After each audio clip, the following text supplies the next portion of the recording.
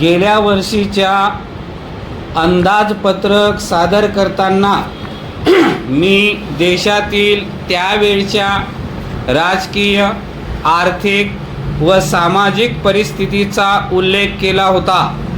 त्याचप्रमाणे परिस्थितीवर मात करण्यासाठी करण्यात येत असलेल्या उपाययोजनांचाही मी नामनिर्देश केला होता। चालू आर्थिक वर्षात पंतप्रधानांच्या नेतृत्वाखाली त्या उपाययोजनांचा सातत्याने व निष्ठेने पाठपुरावा करून आम्ही देशाच्या अर्थव्यवस्थेला भक्कम पायावर उभे केले। प्रत्येक क्षेत्रात झालेल्या प्रगतीवरून त्याची प्रचिती येते। गरीब व श्रमजीवी जनतेला आधाराचा व आशेचा किरण दिसू लागला। संबंध देशात शिस्तीचे व जबाबदारीचे वातावरण तयार झाले व देशाचा आत्मविश्वास वाढला।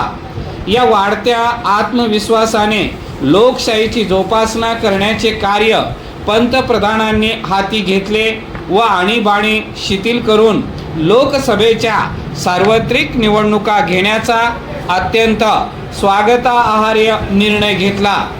निवडणूक घेण्याच्या निर्णयाने लोकशाहीवरची आमची निष्ठा निर्विवादपणे पुन्हा एकदा सिद्ध झाले व त्यायोगे सर्व देशात लोकशाहीचे वातावरण निर्माण झाले, हे येथे मला अभिमानाने व कृतज्ञतेने नमूद करावेसे वाटते।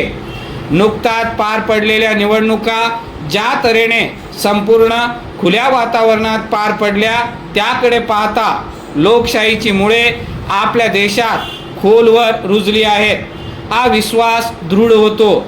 निवडणुका पार पडताच अंतर्गत आणीबाणी पूर्णपणे उठवण्यात आली। आता लोकशाही कारभार पूर्ववत चालू राहील अशी अपेक्षा आहे। भारत हे लोकशाही राष्ट्र जन्माला आले व लोकशाही राष्ट्र म्हणून राहील, हा आत्मविश्वास आपण सर्वजण बाळगूया।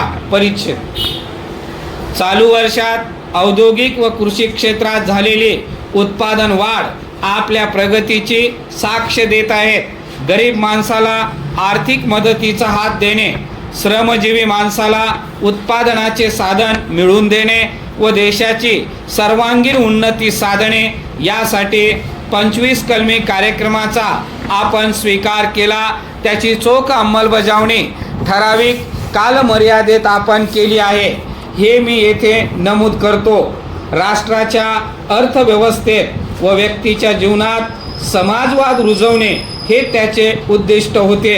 हे उद्दिष्ट गाठण्यासाठी व आमची राष्ट्रीय जबाबदारी पार पाडण्यासाठी आम्ही प्रयत्नांची पराकाष्ठा करीत आहोत। या भूमिकेतूनच गरिबीचे निर्मूलन करण्यासाठी तसेच समाजातील विषमतेची दरी कमी करण्यासाठी आपल्या राज्याचा विकास कार्यक्रम आखण्यात आला आहे। परिच्छेद 25 कलमी कार्यक्रमाच्या अंमलबजावणीत राज्याने भरीव प्रगती केली आहे। या कार्यक्रमाच्या अंतर्गत राज्याने केलेल्या कामगिरीचा उल्लेख माननीय राज्यपालांनी विस्तारपूर्वक केला असल्याने मी त्यांची पुनरावृत्ती करत नाही। या कार्यक्रमाच्या अंमलबजावणीसाठी अर्थसंकल्पात ज्या तरतुदी केल्या आहेत त्यांचा मी केवळ धावता उल्लेख करणार आहे। विकासाच्या प्रत्येक क्षेत्रात केलेल्या कामगिरीचा उल्लेख मी पुढे करणार असल्याने त्याच्या तपशिलात मी आता शिरत नाही।